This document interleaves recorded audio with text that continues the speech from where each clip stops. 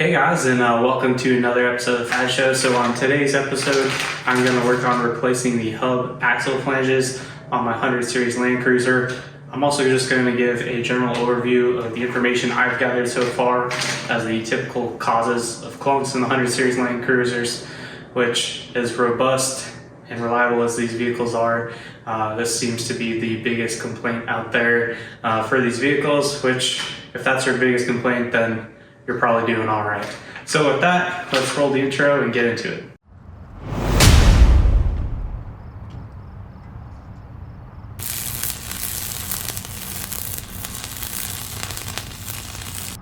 So before I get into hopefully the quick and easy job of replacing the hub axle flanges on my 100 series, I just want to talk briefly about some of the information that I've gathered as far as the different types of clunks that are out there and the ones that I have battled on my Land Cruiser.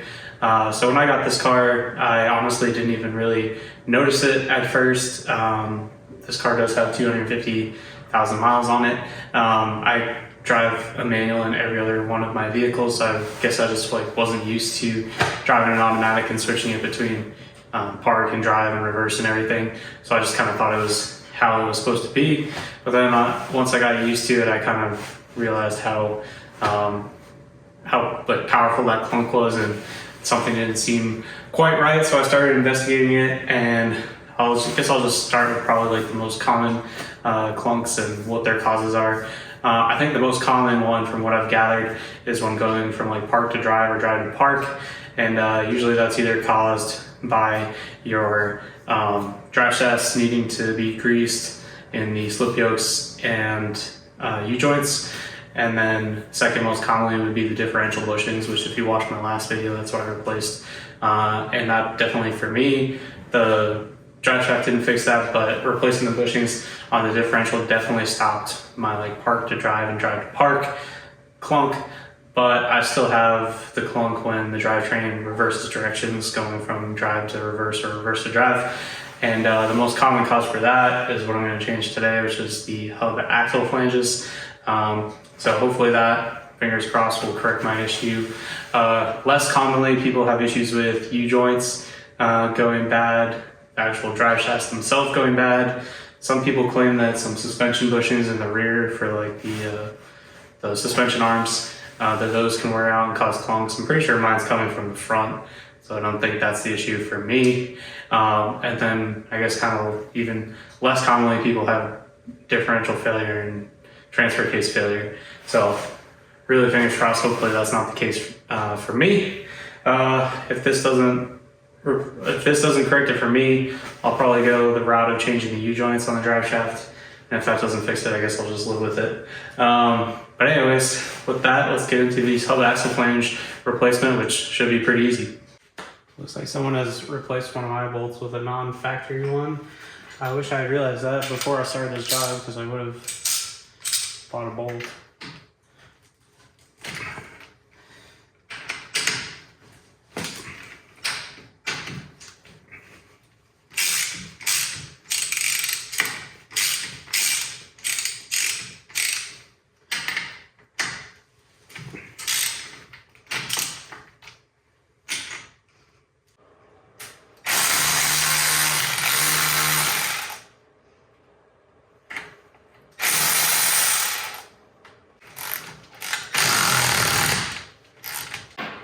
There are 6 14mm nuts that hold the flange on.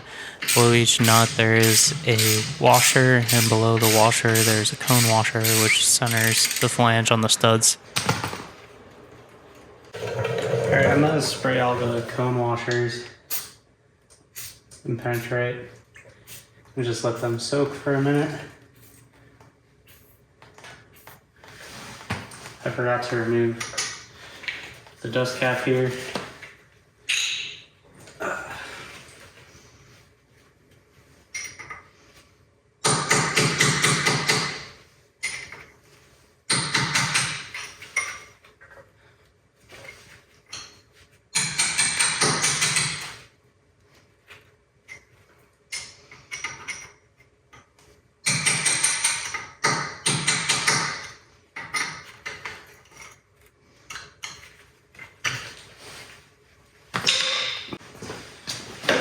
Once the dust cap is removed, you have to remove the snap ring from the end of the CV stub.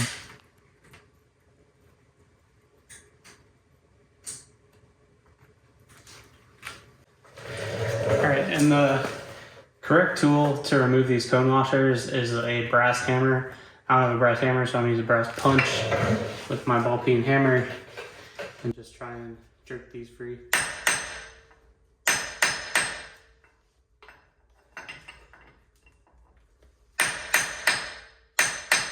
Eventually, after enough hammering, the cone washers will jump out slightly, so you can grab them with a set of channel locks to pull them out. I guess if at first you don't succeed, get a bigger hammer. One of my most vivid memories of training to be a merchant mariner was getting the second engineer a hammer and him saying, "Son, now go get us a hammer that's going to get us a little bit of respect."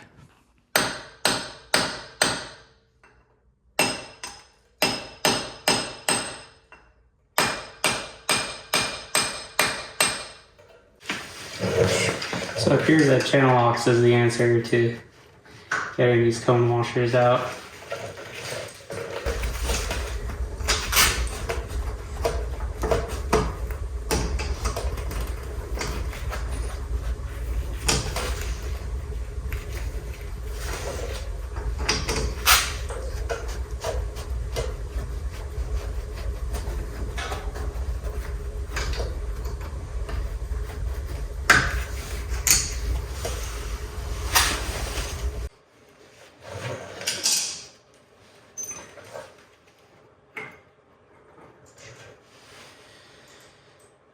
Yeah, that's pretty worn. The splines on this are... Not sure if you can see that on camera, but I'll compare it to a new one in a minute. But you can see the splines are like completely gone on it. So here's the new versus old. You can see the teeth on this are a lot pointier than the new one, where they kind of had like a broader cut to them. So yeah, this is definitely pretty worn. Also, I noticed like the front side of this, just from that slip ring over time, is just kind of eaten into it as well.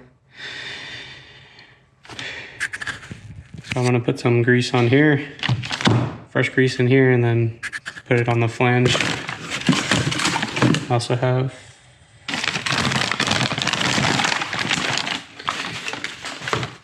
a new gasket to put on, which was not there. I guess I got kind of lucky. Those wheel bearings were repacked recently, so it didn't get too much moisture in there. All right, so I'll just take a little tiny bit grease and just grease these splines in here.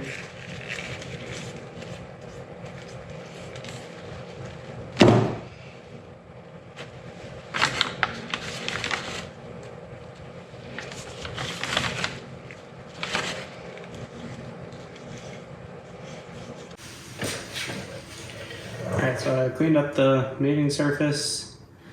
I'm going to put this new gasket on.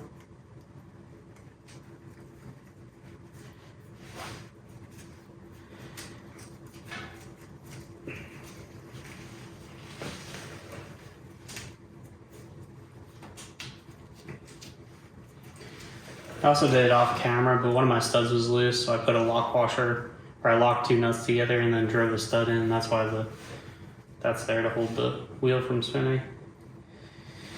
And this only goes one way.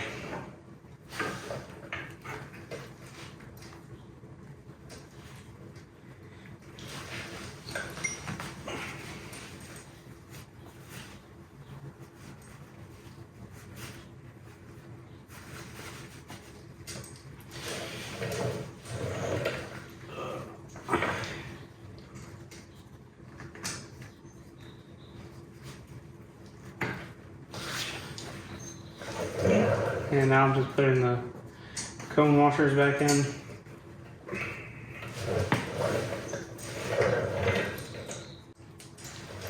I'm gonna put, since I have a different size bolt, I'm gonna try, or I would put it back on the same stud it came off of, because that's how my, I guess never mind, it wouldn't matter. I was thinking as far as keeping the wheel balance the same, which I guess it does matter, but obviously the tire's balanced without that on there.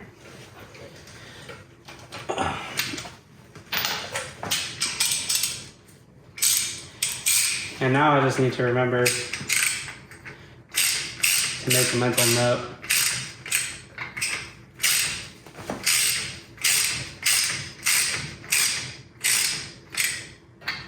to order a new one of these.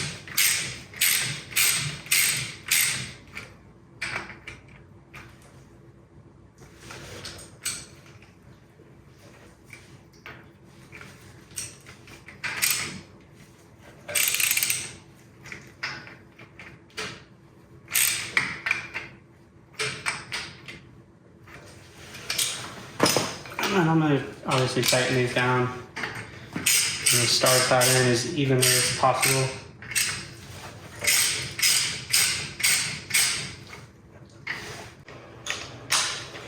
Alright, so I'm going to go ahead and torque this down to 28 foot-pounds. Perhaps this extension was a little overkill. I knew I had to get it out of the wheel well, but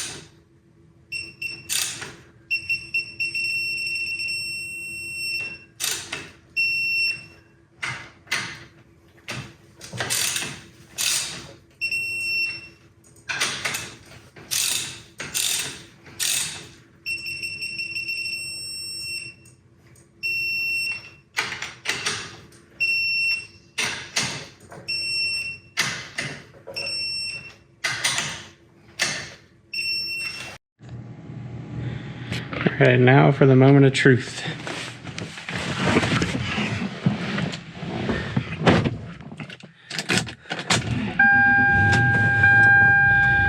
Park, reverse.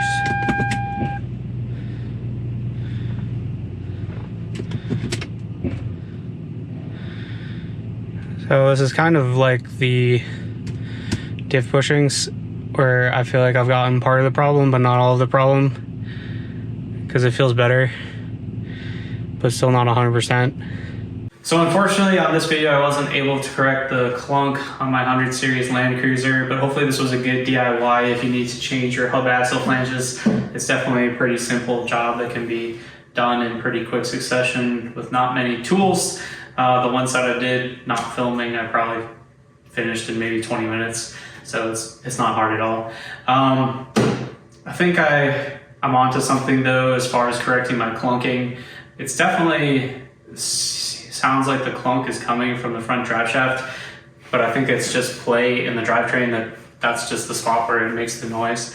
There's still play in this hub with the new hub axle flanges, and I think the reason for that is the owner previous to me put just auto parts store Duralast axles in here, and the spline shape I just don't think is correct. Like it has kind of a very pointy spline to it, where the Toyota OEM splines are kind of have a little bit more flat surface on them. It doesn't come to a sharp T. So there's definitely still play in there. So unfortunately, I think I'm just gonna bite the bullet and buy some OEM Toyota axles. I actually do have the originals that the owner gave me. There are the Toyota ones, but with 250,000 miles, probably should just get some new ones. The splines look pretty worn on them too. Yeah, I've never been a fan of auto parts store axles. Every time I've tried, or just off-brand axles, every time I've tried them on a car, it's never worked out. They've lasted maybe 6 months and then gone out. So if I was gonna take this on a long road trip, I would kind of always be worrying about those auto parts store ones. So unfortunately, the price of parts on this car is pretty steep and adding up quickly. I guess like hindsight being 2020, I bought this one with tons of service history, thinking that I wasn't gonna have to do that much. I probably should have gotten a cheaper one and just kind of planned to do all this stuff all along, but it is the exact color combo I wanted. And there are some stuff that I don't have to worry about at all as far as timing belt, radiator, and cooling system and all that stuff's been done. and doesn't have any issues. So unfortunately, the hunt for the Clunk continues. But like I said, I hope you liked this video and it was a helpful DIY. As always, please like and subscribe and stay tuned for next time. I guess it'll be a couple weeks because it's about to be Christmas and I'm traveling, and then by the time I order new axles and get them in before I can change them out. But now I'm proficient in changing out axles on these because I had to remove them to drop the diff. So I'm pretty sure once I get the new axles in, there'll be another 20-minute job on each side, and then hopefully that will solve my Clunk. If not, I think I'm gonna remove my front drive shaft, clean out all those blinds, put like brand new fresh grease in there, see if that works, and if that doesn't work, I might try a drive shaft, and then at that point I'm just gonna stop hunting because it's probably in the diff or the transfer case, and I'll just run it until it dies. But anyways, sorry, kind of rambling, I'm a little bit disappointed, but optimistic for future things to come on this vehicle. See you guys next time. Bye.